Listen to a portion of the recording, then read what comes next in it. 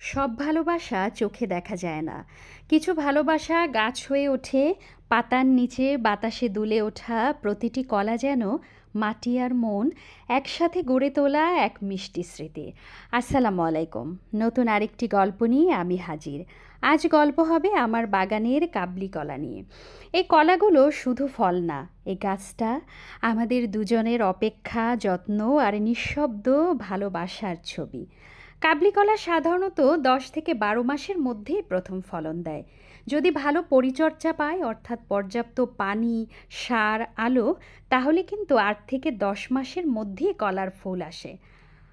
আর কম জায়গাতেও চাষযোগ্য পাত্র বা ছোট বাগানেও লাগানো যায়। আর হালকা জৈব সার ও পর্যাপ্ত পানি হলেই চলে। বাজারের অনেক কলার চেয়ে এই কলা খেতে কিন্তু খুবই মিষ্টি এবং সুস্বাদু। আর এই কাবলি কলা শুধু খেতেই মিষ্টি না, এর উপকারিতা শুনলেও আপনি কিন্তু অবাক হবেন।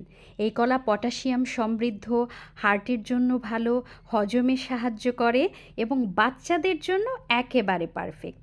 শরীরে শক্তি দেয় তাড়াতাড়ি এবং গ্যাস অ্যাসিড কমাতে এই কলা কিন্তু দারুণ কাজ করে।